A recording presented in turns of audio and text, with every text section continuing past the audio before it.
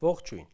1961 թվականին Հայիթիում տեղի են ունենում նախագահական ընտրություններ։ Չնայած մասնակցում էր մի քանի թեկնածու, սակայն քվեաթերթիկներում միայն բռնապետ Դյուվալիեի անունն էր։ Ընտրողները հնարավորություն չունեին դեմ քվեարկելու կամ ընտրելու այլ թեկնածուի։ Նա ստացավ 100% ձայն և դա մեկնաբանեց որպես ժողովրդի տված անվերապահ մանդատ։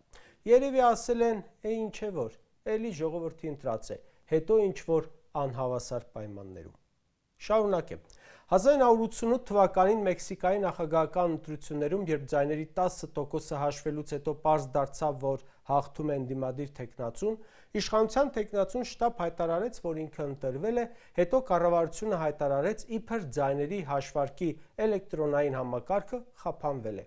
Իսկ երբ համակարգը վերականգնվեց, պարզվեց, որ իշխանական թեկնածուն հաղթել է ձայների 50.4%-ով։ Ընտրակեղծիքների ապացույցները վերացնելու նպատակով խորհրդարանը հետո որոշեց այրել քվեաթերթիկները։ Դե ինչ է որ, էլի ժողովրդի ընտրած է, բա ում ընտրած է, հետո ինչ-որ անհավասար պայմաններում։ Ռումինիայում 1946 թվականի խորհրդարանական ընտրություններում ընդդիմությունը հավաքեց 80% ձայն։ Իշխանությունը վերցրեց այդ ձայները իրեն և հայտարարեց, որ ինքն է հաղթել։ Դե գիտեք, երևի ասել են, այդքան էլ այդպես չէր, համ էլ ոնց որ ընդդիմությունը կաշառել էր, մանիպուլացրել էր, եսի մի ինչ, ոնց են սրանք ասում, կամ Լևոնեն 96 թվին։ Ինձ մոտ տպավորություն է, թե Փաշինյանը իրեն նորից վարչապետ է հռչակել այս օրինակների հիման վրա։ Հայաստանը մոտենում է մի իրավիճակի, որ չի բացառվում, սա վերջին համապետական ընտրություններն էր, որին մենք մասնակցում էինք։ Առանց այն էլ նախագահի ընտրությունը դարձրին սիմվոլիկ ու ոչ մրցակցային գործընթաց։ Հիմա էլ Նիկոլ Փաշինյանն է իր հերթին այլանդակում ընտրական իրավունքը, մարդկանց կամարտահայտում է։ Օրերից մի օր հնարավոր է Նիկոլի կառավարության նիստում որոշեն, թե ով պետք է անցնի խորհրդարան, ով ոչ։ Ինչի հիմա այդպես չէ։ Նիկոլը հայտարարում էր, թե ուժեղ Հայաստան դաշինքներն ու ԲՀԿ-ն պիտի չանցնեն շեմը։ Առաջին երկուսի պարագայում չկարողացավ, բայց ԲՀԿ-ի դեպքում կռիվ է անում, որ դուրս թողնի։ Եթե Նիկոլ Փաշինյանի հերթի նախկին աշխատողը ըստ երևույթին շեֆից SMS ստանալով կարող է որոշել, որ X ընտրատեղամասի ձայները չեղարկում է, որպեսզի մեկ ուժ ԲՀԿ-ն չմտնի խորհրդարան, էլ ինչ ենք քննարկում։ Այ այդպես, գեղավարի։ Նիկոլն այդքան ձայն չունի, որ 2/3-ը ապահովի, ու դրա համար մասնակից ուժերից մեկի ձայները պակասեցնում են ու զրկում մանդատներից։ Ուղիղ եթերում, բոլորիս աչքի առաջ իրականացնում են ընտրական պրոցեսի տապալում, հանցագործություն։ Վերահաշվարկ են անում, տեսնում են, որ ԲՀԿ-ի ձայները ավելանում է, ասում են մի րոպե, բայց ընդդիմությունն էլ կակռած բողոքում էր, դնում տեղամասերի արդյունքները անվավեր են ճանաչում։ Դուրս եկավ, դե դուք էիք բողոքել, հենա չեղարկեցինք։ Որ իրենց լիազորությունները վերազանցեցին, էդ հեչ։ Նիկոլը ամեն օր է դա անում։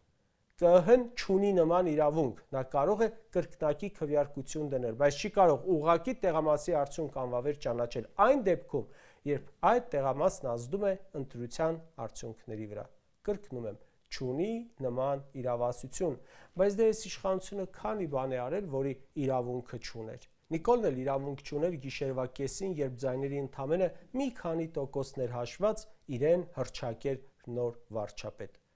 Ուղղակի, եթե հիմա քաղաքական մեկ ուժից գողանում են ձայներ, որ իրենց 2/3-ը ապահովեն, ինչն է խանգարում, որ մի 500 տեղամասում էլ ընդդիմության բոլոր ձայները չեղյալ հայտարարեն, որ ապահովեն 3/5 ու սահմանադրություն փոխեն հանուն Ալիևի։ ԲՀԿ-ի հետ տեղի ունեցածը նախադեպ է։ Կարող են սրանք խփել այնքան տոկոս, որքան ուզում են, ու եթե չի ստացվում, ընդդիմության ձայները համարեն անվավեր։ Հայաստանի Հանրապետությունում հունիսի 7-ի ընտրությունները տոտալ կեղծվել են։ Նախընտրական խուժանությանը հաջորդել է հետընտրական խուժանությունը։ Դեռ 1 տարի առաջ սկսես քարոզարշավը, կալանքի տանես ու 9 ամիս պահես հիմնական հակառակորդներիցդ մեկին, խլես մարդու բիզնեսը, որը քո երկրի ամենախոշոր ընկերությունն է։